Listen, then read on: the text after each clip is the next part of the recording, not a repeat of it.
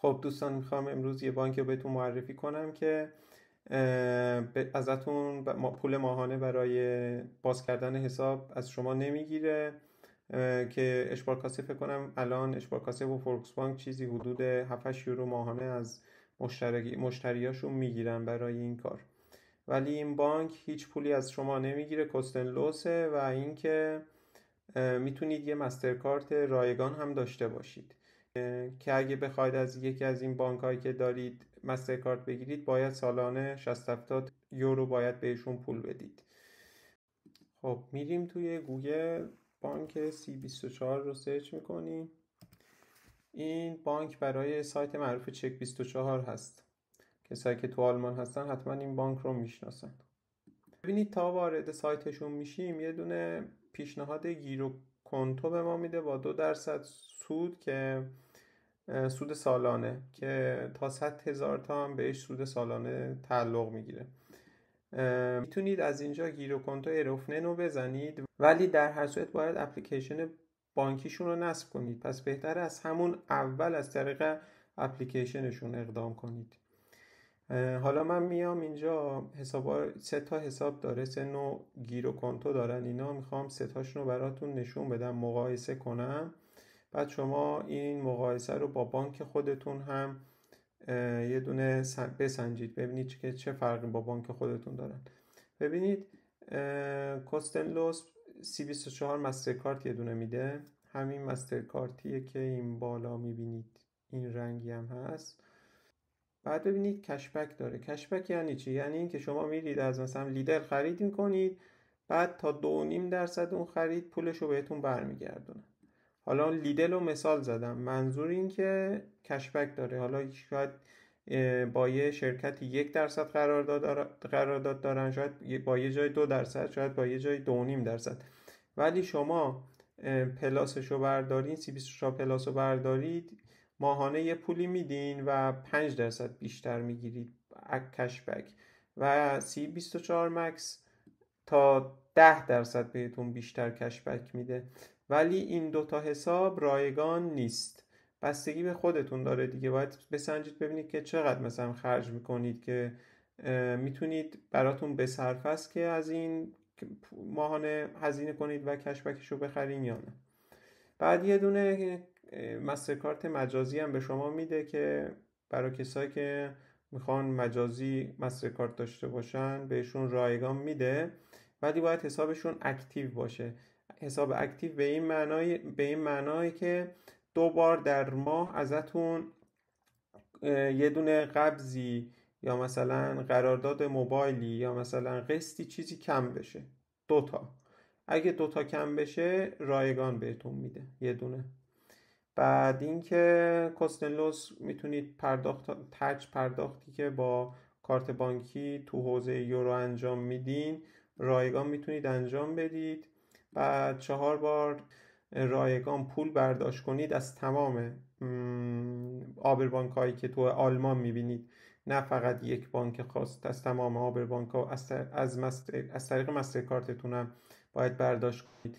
حسابتون اکتیو نباشه، یعنی 2 تا قسط از حسابتون کم نشه، این میشه 2 بار. بعد یه دونم ایتسی کارت میده، اگه حسابتون اکتیو باشه پولی از شما نمیگیره، کستن لوسه. اگه حسابتون اکتیو نباشه 2 یورو ازتون میگیره مناتلیش، حالا نزدیک 2 یورو. بعد 2% پولتون، هر پولی که تو گیرو کانتوتون میمونه 2% بهتون سود سالانه میده. بعد 2% هم براتون سود سالانه میده تا 100,000 تایی هم که گفتم براتون. و اینکه حسابتون بیمه است تا مبلغ 100,000 تا، یعنی تا 100,000 تا بانک براتون پولتون رو گارانتی میکنه. هر اتفاقی سیستم هک بشه یا هر چیزی، تا 100,000 تا براتون گارانتی کرده. و سایر مشخصات دیگه. مولتی بانک داره، میتونید حسابهایی که تو بانک های دیگه دارید و به این وصل کنید، همش رو یه جا ببینید. بعد اینکه میتونید مدیریت کنید حسابتون رو و کلی امکانات دیگه. حالا من میرم توی اپلیکیشن موبایل و نحوه باز کردن حساب توی این بانک رو بهتون هم تو اندروید هم تو آی او اس نشون میدم. فقط از طریق لینکی که من این زیر براتون میذارم، لینک دعوت منه، اون لینک میتونید روی اون کلیک کنید و مستقیم وصل میشید به اپلیکیشن C24 بانک و میتونید حساب بانکیتون رو باز کنید. ادامه کار رو با هم میریم توی اپلیکیشن، هم iOS هم اندروید، و اونجا ادامه میدیم و نشون میدم که چجوری باید حساب باز کنید. دوستان، من این لینک رو کپی کردم و این لینکیه که توی توضیحات ویدیو برای شما قرار دادم. میتونید روی این کلیک کنید شما راحت. من این رو کپی کردم که بتونم روش کلیک کنم. کلیک میکنیم روش و تا کلیک میکنیم میره گوگل پلی برای دانلود اپلیکیشن.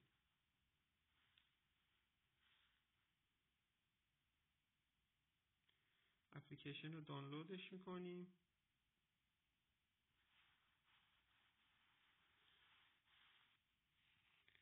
بعد از اینکه اپلیکیشن رو دانلودش کردیم، اوپن، وارد اپلیکیشن که شدیم ریجستر رو میزنیم. اطلاعات اولیه از شما میخواد دیگه.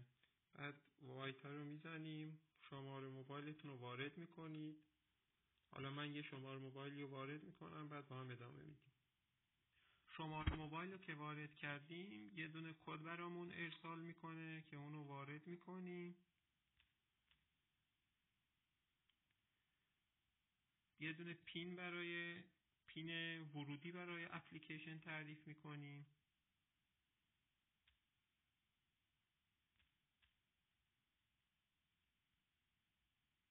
ببینید اپلیکیشن میگه نباید مثلا کلمات تکراری باشه.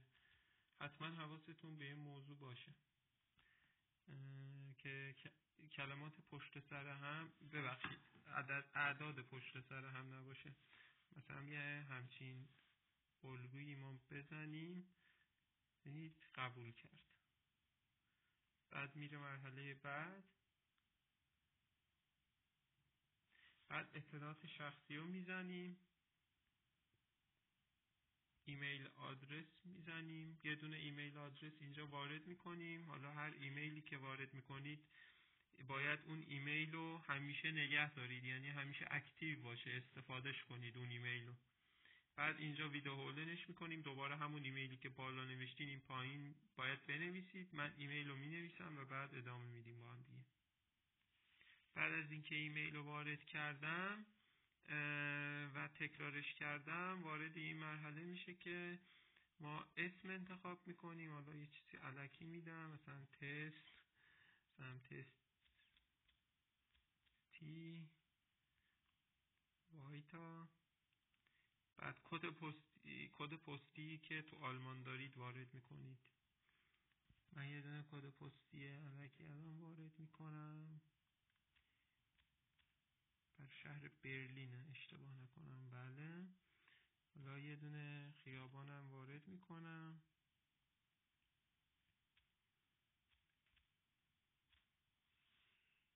مثلا این خیابون دیگه. حالا کد پستی اینا رو دیگه خودتون وارد کنید. من اینو وارد نمی کنم چون ممکنه آدرس یه نفر دیگه باشه. بعد از اینکه کد پستی رو وارد کردیم، وارد مرحله تاریخ تولد میشیم. بعد میرسیم به قسمت ملیت که باید اگه آلمانی هستید دویچلند رو بزنید، اگر نه ملیت خودتون رو بزنید و حتما پاسپورت اون کشور رو داشته باشید. البته پناهنده هایی که اینجا قبولی دارن و پاس آبی دارن میتونن ایران رو بزنن، ولی پاسپورت پناهندگیشون رو برای تایید هویت ارائه بدن. پس اینجا ایران باید بزنن. شهر محل تولدم باید مثلا بزنید. من تهران مثلا میزنم. اینم 01/01/1990 میزنم. وایتا رو که میزنی، بعد میگه که آفنتالت کارت اقامتتون رو میخواد و یه دونه پاسپورتتون رو میخواد، جفتش رو میخواد با هم دیگه. ارسال رو میزنیم، بعد اشتباه آیدیتون رو اگه داشته باشید بزنید و اینکه این مشخصات شغلیتونه، باید مشخصات شغلیتون رو پر کنید و شما به آلمان مالیات میدید بله، و کشور دیگه ای که مالیات دارید یا ندارید هم که نمیزنیم، مثلا وایتا میزنید. بعد وارد اینجا که شدید مشخصاتتون رو چک میکنید، اگه غلطی بود باید اینجا دکمه اصلاح بزنید و اصلاح کنید. بعد که وایتا میزنید بس میشه به اینکه دوربینتون رو باید روشن کنید و از آسوایزتون عکس بگیرید. این تاییدیه ها رو هم باید حتما بدید. این تاییدیه شوفایی که استعلام شوفا میگیره و بقیه تاییدها رو باید حتما بزنید تا دکمه وایتا براتون روشن بشه. بعد که دکمه وایتا رو میزنیم شما میتونید این حساب رو براتون انتخاب کنید که کدوم حساب اتوماتیک خودش همونی که کستن لوسه رو انتخاب میکنه براتون این حساب. ولی شما اگه حساب دیگه انتخاب میخواید بکنید باید از اینجا انتخاب کنید.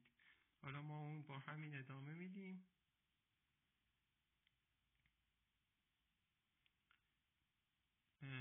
و اینکه اسمتون توی کارت چی باشه. حالا ما همینو میذاریم باشه و الان باید پاسپورت یا کارت اقامتتون رو براشون با دوربین ارسال کنید. بعد وارد این مرحله که شدیم خودش از شما کارت اقامتتون رو میخواد. کارت اقامتتون رو که از طریق دوربین وریفای میکنید براشون، بعدش براتون یه دونه کد درست میکنه، میگه که شما میخواید آنلاین توی از طریق پست حسابتون رو وریفای کنید یا از طریق نمایندگی های پست. معمولا نماینده های دویچه پست تو تمام آلمان این کار رو براتون انجام میدن. فقط کافیه که اون کدی که براتون میده تو آخر مرحله یه دونه براتون بارکد میده، اونو پرینت میکنید یا توی گوشی توی دستتون میبرید اداره پست به همراه غایزه پاستون که حالا اگه پناهنده هستید پناهندگی یا ایرانی هستید ایرانی یا دویچه هستید دویچه، و به همراه ملد بیشانیگونگتون میرید تو اداره پست بهشون میگید که میخوایم حساب بانکیمون رو وریفای کنیم. اصلا اون کاغذ رو بهشون نشون بدید خودشون براتون این کار رو انجام میدن. پناهنده هایی که در طی پروسه پناهندگی هستن یا کسایی که کارت اقامت ندارن متاسفانه نمیتونن حساب باز کنن. حتما باید پاسپورت و کارت اقامت معتبر که اعتبارش تموم نشده داشته باشید. ببینید میریم جلو، میگه کارت اقامتتون رو میگه C24 برای رکورد کردن به دسترسی نیاز داره که دسترسی رو ما میدیم بهش و اوکی رو بزنیم. میره مرحله‌ای که آیدی کارت رو باید نشون بدیم. حالا خودش راهنماییمون میکنه که چجوری باید آیدی کارت رو نشونش بدیم.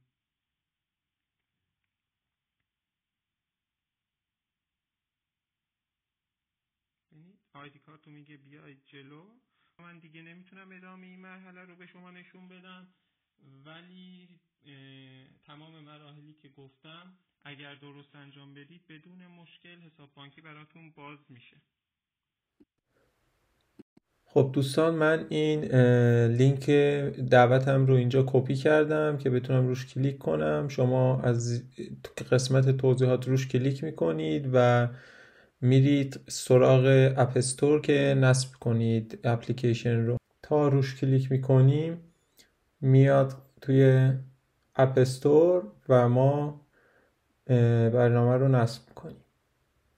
تا برنامه نصب شد میریم داخل برنامه و ریجستر رو میزنیم. وایتا شماره موبایلمون رو وارد بعد از اینکه شماره موبایلمون رو وارد کردیم کد تایید میاد. کد تایید رو وارد میکنیم، اجازه میدیم. بعد من چون قبلا یک بار پین داشتم، به خاطر همون رفت قسمت اینکه من پین وارد کنم، ولی شما باید پین ست کنید برای این اپلیکیشن.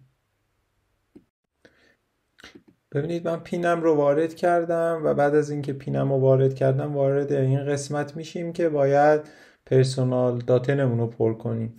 اگر توی قسمتی که پسورد میخواد ست کنید به مشکل خوردین، میتونید برید از قسمت اندروید استفاده کنید. من توی قسمت اندروید کاملا توضیح دادم و با iOS هیچ فرقی نمیکنه. میریم جلو، بعد مرحله بعدی رو طی میکنیم. ایمیل آدرس میدیم. بعد از اینکه ایمیلمون رو وارد کردیم قسمت مشخصات شخصی وارد میشیم و اینجا مشخصاتمون رو پر میکنیم.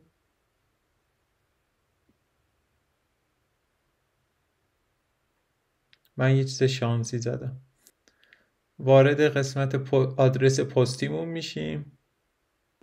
بعد از اینکه آدرسمون رو وارد کردیم تاریخ تولد و ملیتمون رو وارد میکنیم. دوستان دقت کنید که برای کسایی که ایرانی هستن باید ملیت رو ایران بزنن، کسایی که دویچ هستن باید دویچلند رو بزنن، کسایی که پناهنده هستن ایران بزنن، ولی میتونن به جای پاسپورت ایرانیشون پاسپورت پناهندگی یا پاسپورت آبیشون رو ارائه بدن موقع تایید هویت. تاریخ تولد، ملیت و ایران وارد میکنیم. شهر محل تولد رو هر جا هستین میزنین. من اینجا برای مثال تهران زدم.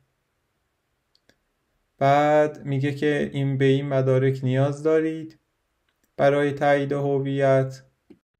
وارد قسمت مشخصات شغلی میشیم. قسمت اول مشخصات شغلی هست. اگه اشتباه آیدی دارین وارد میکنین. ببینید این قسمت شغلیه. اگه اشتباه آیدی دارین وارد میکنین. اگه کشور دیگه مالیات میدین که احتمال زیاد 90% نمیدین میزنید کاینه و وایتا میزنید. کشور دیگه رو ما انتخاب نکردیم. اینجا میتونید مشخصاتتون رو کامل اصلاح بکنید. هر جایی که اشتباه کردید اون علامت مداد رو میتونید بزنید و درست کنید. بعد اینجا تمام تاییدا رو لازم رو میدید، استلام شفا. بعد اینجا نوع کنتوتون رو میتونید مشخص کنید. ببینید دیفالت خودش روی کوستنلوس هست، توی اون گیرو کنت کوستنلوس هست دیفالت خودش ببینید. بعد ولی میتونید کنتهای گیرو کنتهای دیگر رو نسبت به اون کشبکی که نیاز دارین انتخاب کنید. 590 و 990 بخشید 990.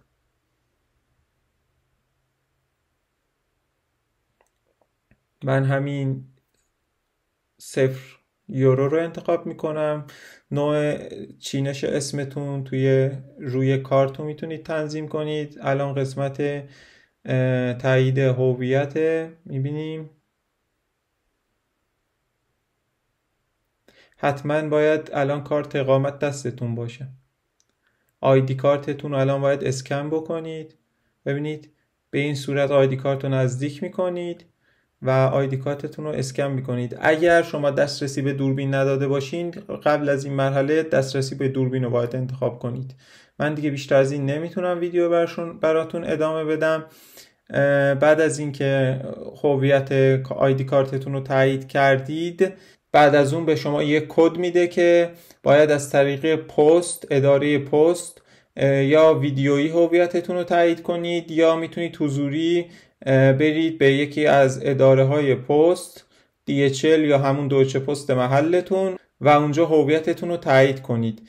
به پاسپورت و ملد بیشانیگونگ نیاز دارید به همراه اون کدی که QR کدی که آخر برنامه به شما در قالب PDF میده معمولا. اون رو اسکرین شات میکنید یا اینکه چاپش میکنید و همون رو به اداره پست نشون بدید، به کارکن اداره پست نشون بدید. خودش میفهمه که باید چی کار کنه و شما لازم نیست کار خاصی رو انجام بدید.